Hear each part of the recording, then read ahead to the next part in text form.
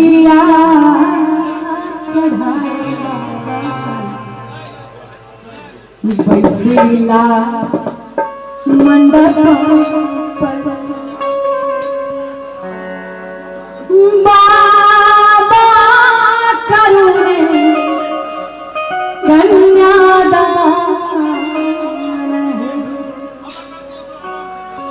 आहे बाबा करुणे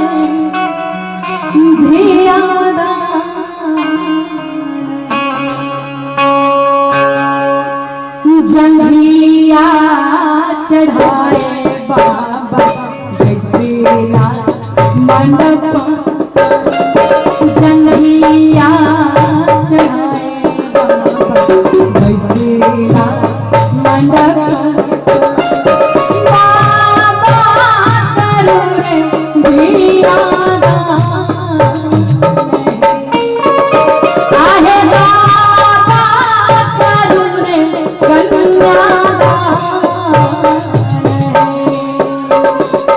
जंघिया चढ़ाए बैसेला मंडप बाबा करुणे धियादान आहे बाबा करुणे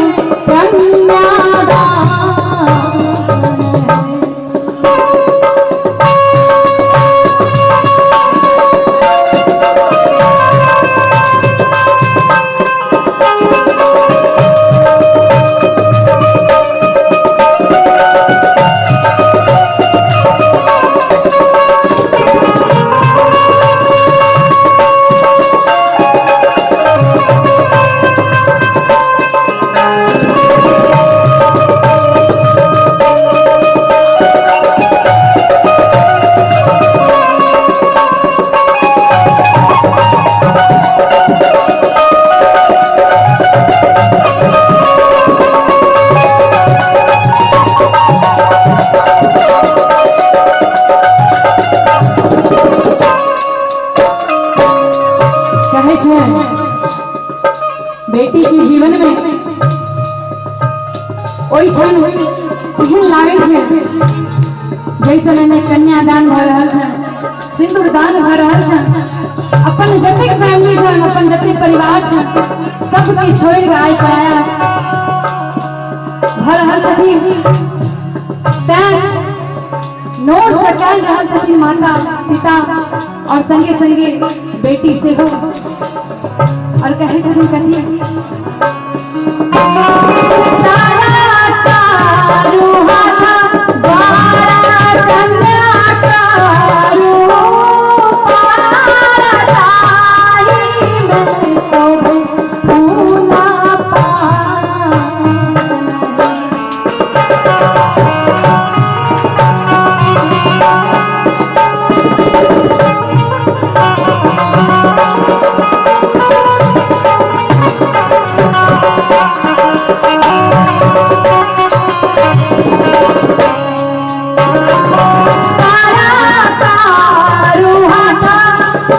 बारा कन्या कारू पाराई में सब फूला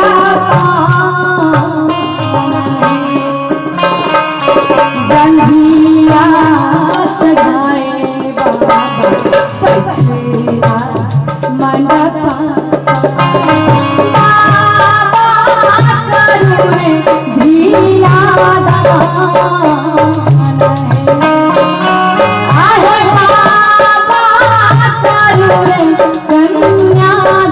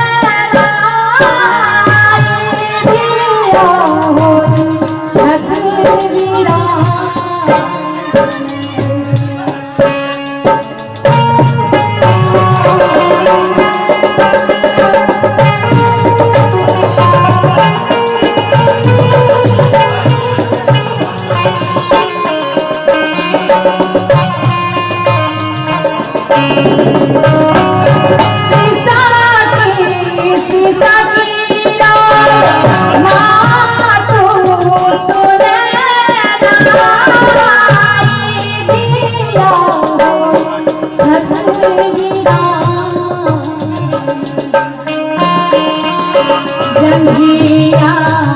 चढ़ाए बसीला मंडप जंघिया चढ़ाए बसीला मंडप बाबा करुणे